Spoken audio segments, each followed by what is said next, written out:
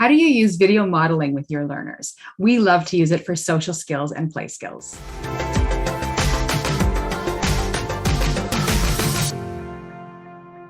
Hi, I'm Shira. And I'm Shayna. We're behavior analysts that create weekly content about how to teach individuals with autism so that they make real progress.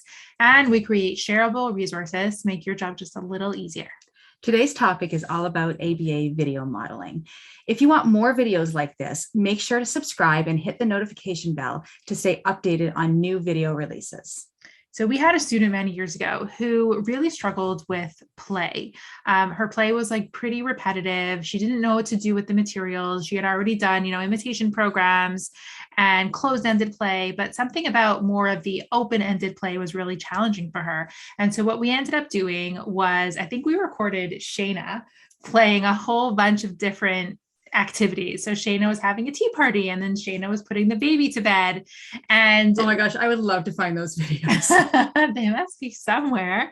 And we taught her the scripts one at a time by showing her the videos.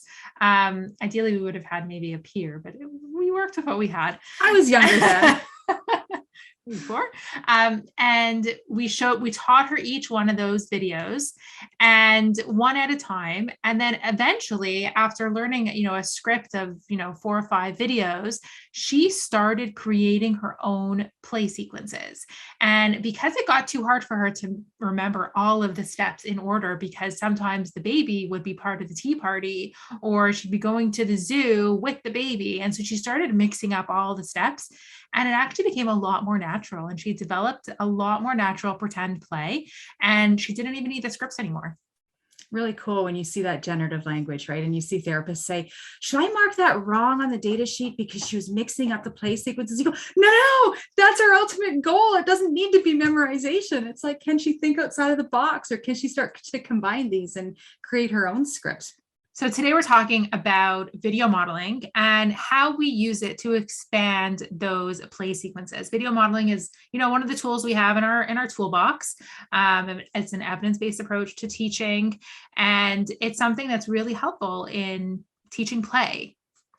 So way back when, we used to do video modeling, and it used to be so daunting because it would be, okay, take out a video camera and videotape this, and then you've got to transfer it over to a VHS tape. Yes, I'm that old. And now it's so easy. Like, you just take your phone and my gosh, you can make an Instagram reel. You can make a video model sequence pretty quickly, right? So I love this technology, and I actually still use it a lot in practice. So where do you start? If you're looking to teach your learner, a new play sequence, or to expand the sequences that they already have, where do you start? So the first thing is take a task analysis data sheet. If your learner really likes to play with a car ramp, so watch them play with the car ramp and just take a probe and write down all the things that they're currently doing. And then using that task analysis data sheet, you can expand on that. So, mark down whatever it is that they're doing. They're putting the car down the ramp, and then they're putting gas in the car. And that's all they really have. They just keep putting the car down the ramp, or they keep going to put the gas in. But then you can think about, well, they could also pretend to crash the cars, or they could put the car up the ramp, and you could expand on that and then write all of those steps in that task analysis. And then, like Shayna said, you have this really, really easy technology at your fingertips, and you could take a video of you or, a sibling or a peer doing those steps of the task analysis. So we are giving away a free task analysis in and around this video. So click on the link to get that free task analysis. I've had really great team meetings where, I can sit around with, a team of therapists, even mom, a sibling, and say, okay, let's all play with this car ramp, and let's see all of the various ways that we can play with this. And it's really cool because, I'll have therapists come up with a different idea, and then the 7-year-old sibling comes along and plays with it completely differently than we even thought of. And so that's really awesome. So writing all these down then in the task analysis, like Shira said, and then video. Now, when you're doing that video, you really want to slow it down. And this is the part that doesn't come as naturally because, for me, when I look at play, it's like, okay, well, I'm going to, slide my car up the ramp, and I'm going to put it down. I'm going to go into the car wash. I'm going to do all these things, and I'm done in 10 seconds. The thing is that we need the video itself to be slow enough so that our learners can process it. So they need to be able to watch it and do it and process that so that they're able to recreate that afterwards. So the slowest you can possibly go, sometimes I count in my head as I'm going up the ramp. In my head, I'm counting to 10 seconds, just so that, they've got that time to process.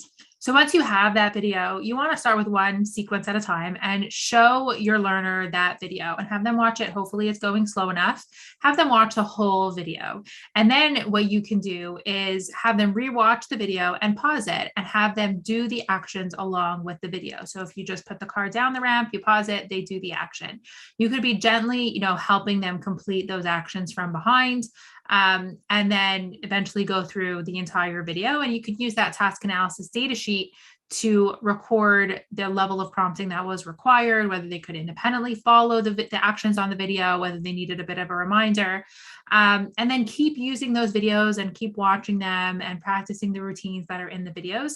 I think the important thing to remember is that while it seems a little bit, too structured or too rigid, and you might think, well, that's not how play really develops.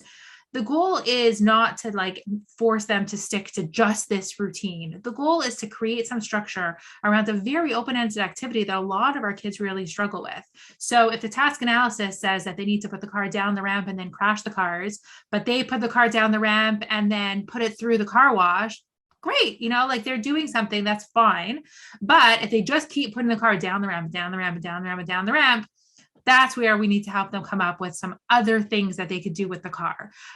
So by no means is it a way to stunt their creativity or not let them come up with their own ideas for the car, but it's to help those kids who don't have those ideas of what else to do with the car. And then eventually using more, natural alignment teaching and new toys and new models to generalize that skill. And I think people get confused with the play and the flexibility within play sometimes because the task analysis is written in a step-by-step format. So step number 1 is this and step number 2 is this. And, when you're doing a life skill, for instance, like brushing your teeth, you need to go through those steps in sequence. But when you're doing play, those steps don't need to be done in sequence. I don't care if my learner, drives his car up the ramp first or after the car wash. It doesn't matter. Play is play. It's flexible. So typically what I, tell our instructors is to, before showing the video model, before anything, we usually present the learner with the play activity and just say, okay, play. And that's when I record my data. So I just record, it does not have to be in order, but I take a look at what they're doing and I literally just check off the steps that they're able to do independently. And then the rest would be prompted or just a 0 type thing. And there's my percentage. Then I would go into watching the video model and then the teaching aspect of it and teach. The next day, you go back and you take your cold probe data again. And once they've mastered that, then move on to a new play sequence.